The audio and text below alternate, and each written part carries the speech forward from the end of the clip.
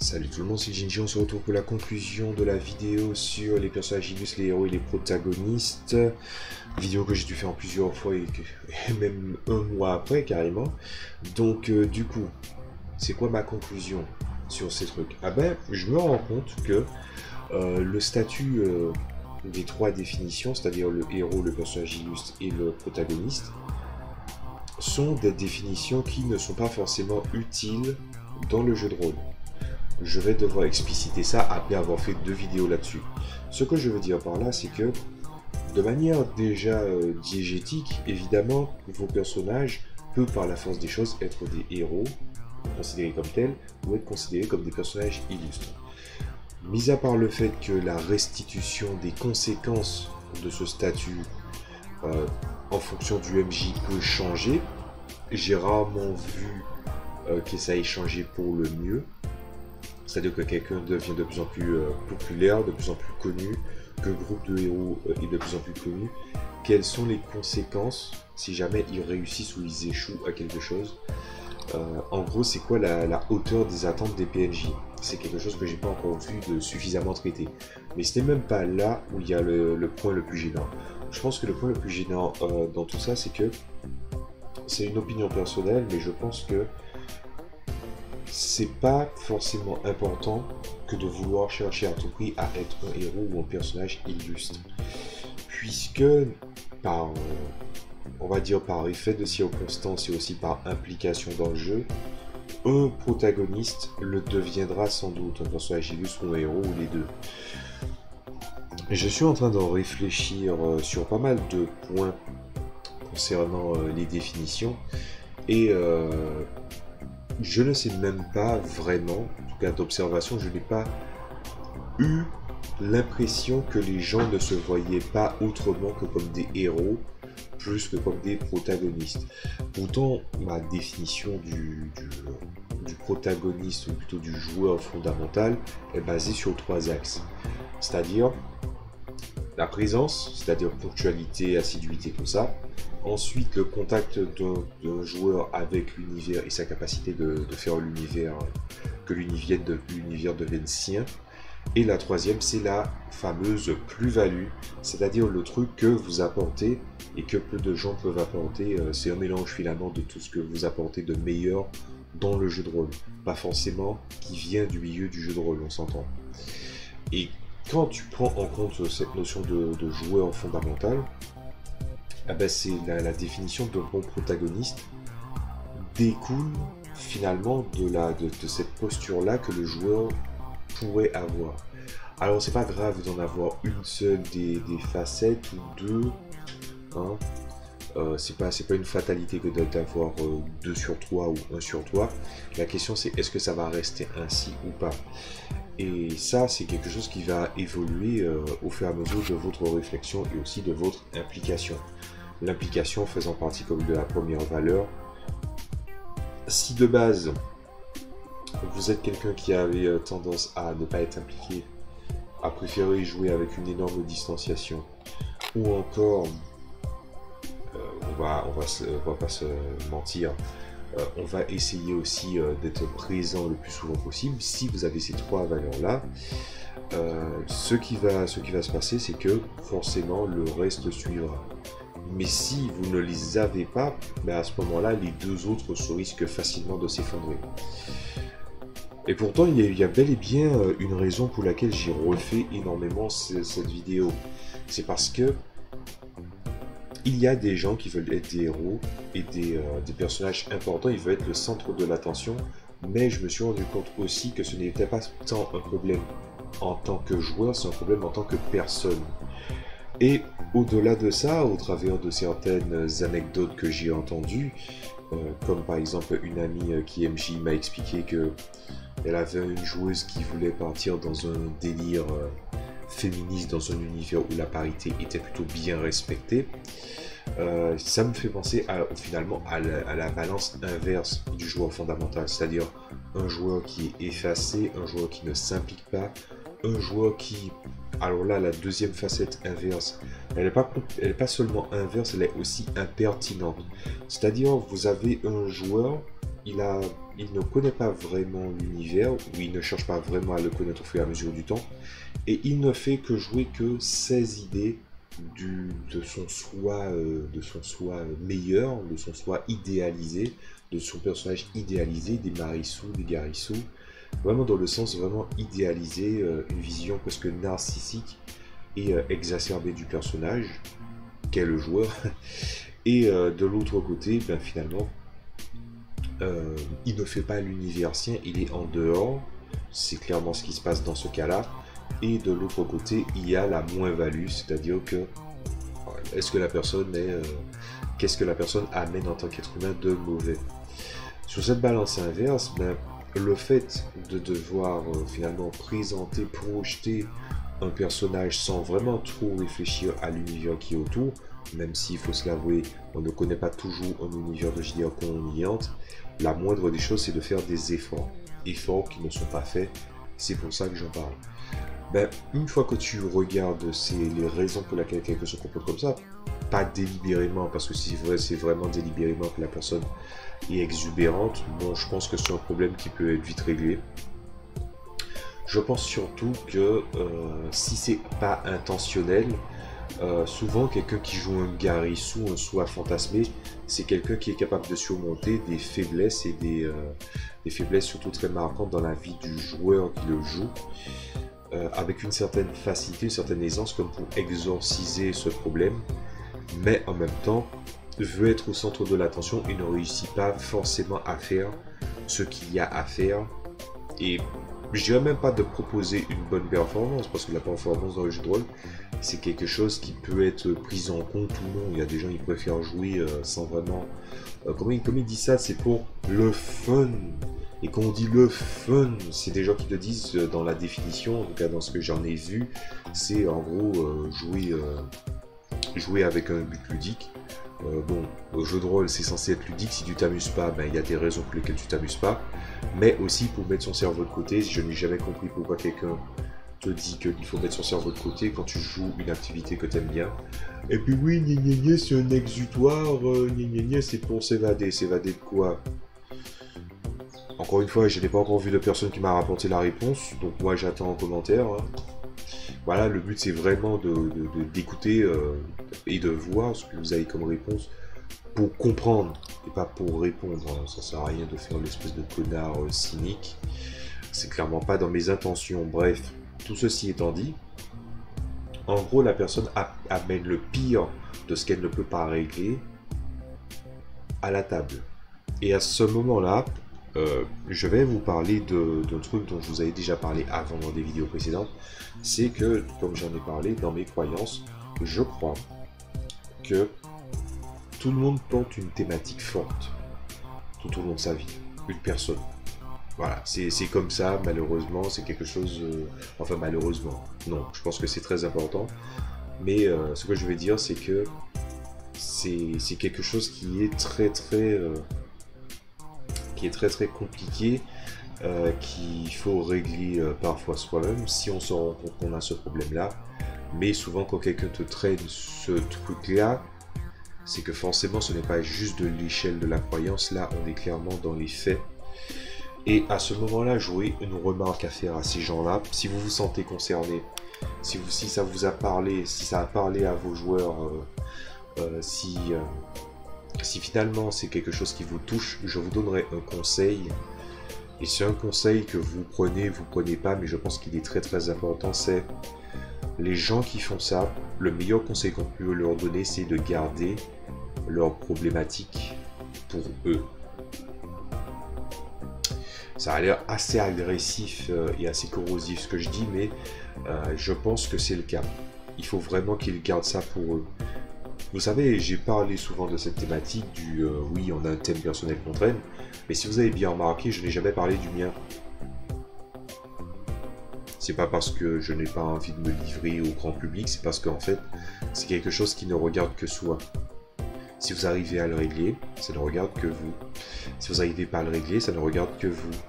Si vous voulez faire un vous idéalisé ou un Garissou, tout ça, et qu'on vous a dit, on vous a fait la remarque après ça, après cette chose, et que c'est chiant, ben gardez-le pour vous. Je pense qu'il n'y a rien de plus malaisant que quelqu'un qui en fait veut laver son linge sale devant vous et qu'il n'y arrive même pas bien. Voilà. Et tous les MJ ont un spécial. Là, je m'adresse aux MJ. Tous les MJ ont un spécial. Je parle des MJ investis. On s'en fout que vous ayez plusieurs casquettes joueurs MJ. Vous allez voir exactement où je vais en venir. Je pense que vous le savez. Tous les MJ ont un truc spécial. Un truc qui fait... c'est presque la plus-value en tant que MJ, en fait. C'est un truc qui est dans l'essentiel de vos parties. Peu importe le milieu de jeu, peu importe le genre de jeu, de rôle que vous faites, vous avez un truc spécial. Voilà. Je pense que il y a pas mal de choses qui étaient difficiles à définir pour moi, pour savoir c'était quoi ce spécial. J'aurais dit la complexité des univers que je fais, la grandeur des univers que je fais, la difficulté des JDR que je fais jouer, et pas difficulté artificielle, c'est-à-dire oh là là, je vous balance des gros monstres à la gueule. Non, c'est vraiment que le jeu, il est pas, c'est même pas une question de prise en main non plus, c'est une question de, même en prenant en compte les environnements et les paramètres à plat, c'est-à-dire dans ce qui se rencontre, les difficultés se veulent être forts et sur de nombreux aspects pour les personnages. Mais mon spécial à moi, c'est que j'ai déjà laissé des prémices de ça dans des vidéos il y a très longtemps de ça, mais en fait quelqu'un n'a pas besoin de me parler de ses problèmes, il n'a pas besoin de parler de ses thématiques, en fait j'ai même pas besoin de réfléchir pour savoir c'est quoi les thématiques de cette dite personne. Je la remarque assez vite, inconsciemment ou non. Et ce qui se passe, c'est que des fois, même avant que je me rende compte, ben, elle se retrouve dans la campagne, adressée à cette personne en particulier. Et le truc avec ça, c'est que bon, d'autres joueurs, ils ne font pas attention. Je pense que maintenant que si mes joueurs voient cette vidéo, ils vont se dire « Ah, ça me rappelle un truc. » Ah ben, c'est exactement ça. Et le truc, c'est que ça peut être ça peut mettre quelqu'un très mal à l'aise. Ça, je le sais. Mais en même temps, c'est un truc qui sort souvent quand quelqu'un vient à trop se projeter dans son personnage.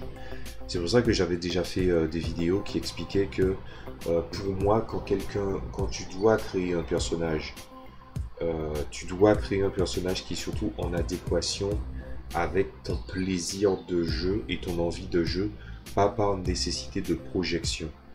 Je vais vous donner une anecdote, c'est qu'il y a des années de ça, il y a vraiment pas mal d'années, dans les années 2010 et quelques, il y avait un magazine de telenovelas, puisque les Antillais sont très friands de ça, même encore maintenant. Et il y avait un acteur de telenovela qui est très connu et très apprécié voilà, dans ses rôles de méchant. Et il expliquait qu'il n'est pas méchant lui-même, et c'est pour ça qu'il aime bien jouer les méchants et jouer des rôles de méchants. Parce que quand il doit jouer quelqu'un de méchant, ben, en fait il a juste joué quelque chose de profondément inverse de lui, mais aussi de par le texte, chercher les petites subtilités qui fait que l'exagération devient presque cartoonesque, mais qu'en même temps, comme il met le doigt sur quelque chose, ça a l'air crédible. Et c'est ce genre de liberté-là que je pense qu'il serait idéal pour des gens, c'est-à-dire le moment où les thématiques, entre guillemets, s'effacent. C'est surtout quand tu as vraiment résolu une bonne partie de ces thématiques, elles s'effacent au profit du fait que vous ayez envie de jouer un personnage bien précis, avec des aspirations autres, avec des thématiques autres. Et à ce moment-là, c'est à ce moment-là où le fun pour moi commence. Jouer un moi projeté, c'est pas forcément quelque chose d'intéressant. Même si, il faut se l'avouer, on amène toujours un peu de soi dans un perso. La personne qui vous dit le contraire, c'est un menteur. Voilà. Donc, prenons en compte tous ces petits paramètres.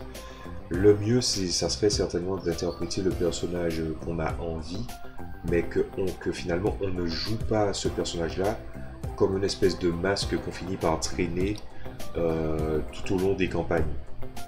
Et j'ai déjà aussi parlé des problèmes avec ça. C'est par exemple, je pense qu'il y a un truc qui est vraiment peinant. Ça, c'est les MJ qui vont donner des réponses à ça, ils confirment ça. C'est le fait que quand quelqu'un joue tout le temps la même chose, tu te dis oui, mais c'est quelle campagne, oui, mais c'est tel truc, oui, mais c'est tel truc. Et en fait, d'un côté, le joueur, quand on lui fait la remarque qu'on ne se souvient pas exactement de ce qu'il a fait ou quel personnage qu'il a fait, qui a fait exactement ce qu'on raconte, mais il est vexé. Mais en même temps, les autres joueurs, et souvent le MJ, plus souvent le MJ, il est peiné de voir que, en fait, le gars joue tellement la même chose que, en fait, il s'étonne que les gens ne se souviennent pas de ce qu'ils font. Mais en même temps, c'est gênant de voir quelqu'un qui joue tout le temps le même rôle. Mes joueurs parlaient du phénomène qui s'appelle le Will Smith. Voilà. Parce qu'il y a un truc qui dit, oui, Will Smith, il joue toujours le même rôle, et c'est faux. Il joue toujours les mêmes gimmicks. Il n'en a pas qu'une seule, il en a 3. Voilà. 3 ou 4. Alors, Will Smith, c'est le plaisantin, le père de famille dévoué, le sauveur. Et... Non, c'est 3. Hein. C'est bien 3. Voilà.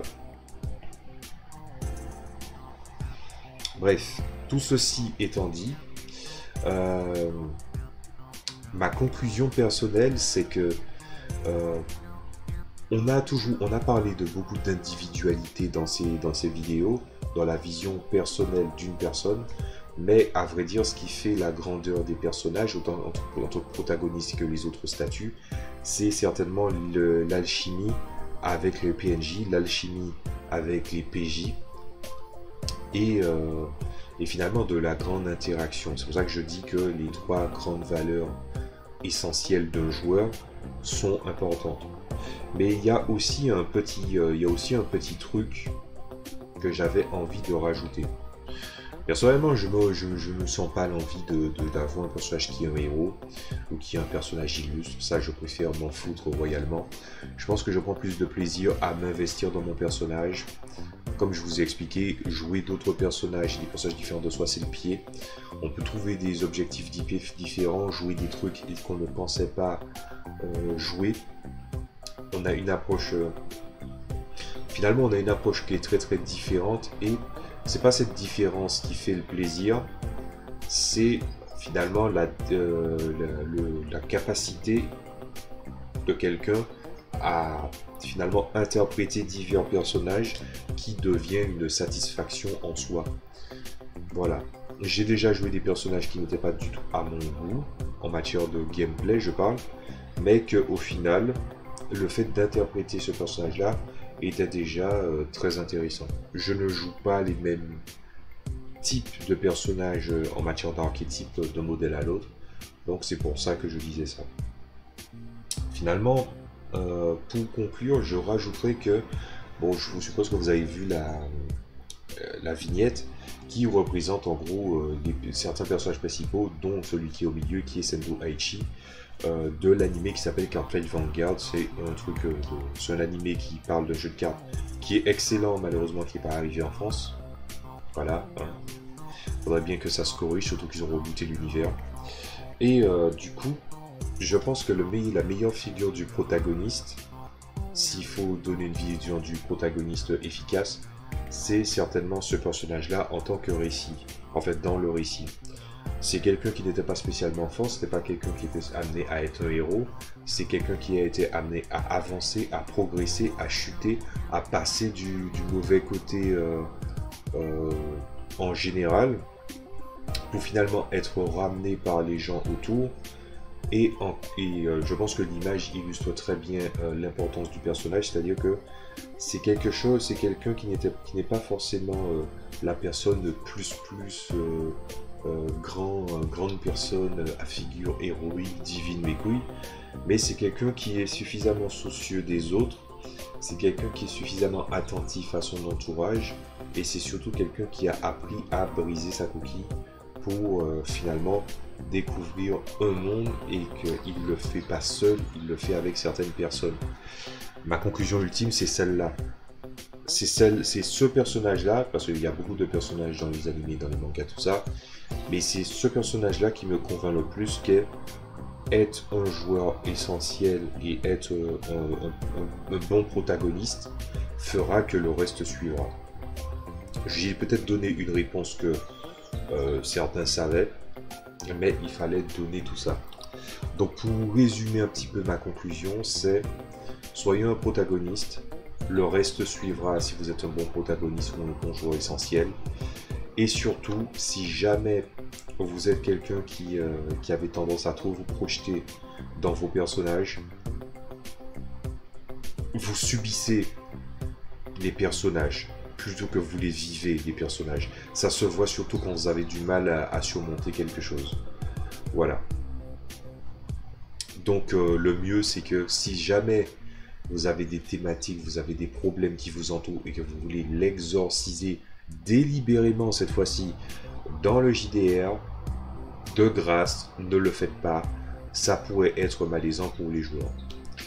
Bon, ben voilà, c'était la conclusion. Ce que je vous dirais, c'est que je vous dirais une petite exception, n'hésitez pas à partager les vidéos, puisque là je m'adresse, c'est vrai, plus à des joueurs qu'à des MJ, mais n'hésitez pas à la partager autour de vous, n'hésitez pas à parler de ce sujet, n'hésitez pas à commenter surtout.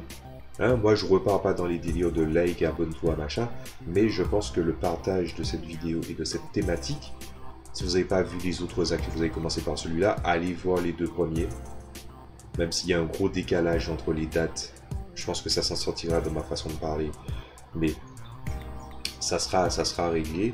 Je vais vous dire un truc, c'est que je vous dirai pas like, abonnez-vous, tout ça comme j'ai dit, mais par contre j'ai une remarque à vous faire, c'est que il y a un problème avec l'algorithme de YouTube qui a encore changé. Donc, mais si jamais je vous dirai pas abonnez-vous à la chaîne, le problème n'est même pas là. C'est si jamais vous êtes intéressé par mes vidéos, je suis Ginji, je parle de JDR dans la vaste majorité des cas. Au lieu de vous abonner, vous n'êtes pas obligé de vous abonner, surtout que s'abonner en masse, à faire plusieurs trucs en même temps, c'est chiant, moi-même je le sais. Faites un tour sur ma chaîne manuellement, c'est-à-dire tapez Aldor Ginji et allez directement voir de temps en temps si je ne sors pas des vidéos. Parce qu'il n'apparaît pas dans le flux d'abonnement et le flux d'activité à cause de YouTube, qui finalement est en train de partir avec le délire de on est une plateforme musicale, on est la meilleure plateforme musicale. Alors que le but c'était surtout de poster des vidéos, c'était un truc qui était fait par des personnes passionnées pour des gens passionnés qui devaient partager des vidéos. Ils se sont beaucoup écartés, malheureusement il n'y a pas beaucoup d'alternatives non plus. C'est ça toute la fatalité de YouTube en ce moment. Bien, maintenant qu'on a parlé de tout ça, je vais quand même vous miroiter un petit peu qu'est-ce qui va se passer. Après il y aura une vidéo réponse qui est une vidéo réponse à une vidéo de François Letarte. Ensuite, il y aura une vidéo en rapport avec Donjons et Dragons. Et ensuite, il y aura pas mal d'autres vidéos de préparer, donc je pense que je posterai à peu près une vidéo par semaine. Voilà. C'était Ginji, je vous dis à très bientôt. Salut à tous.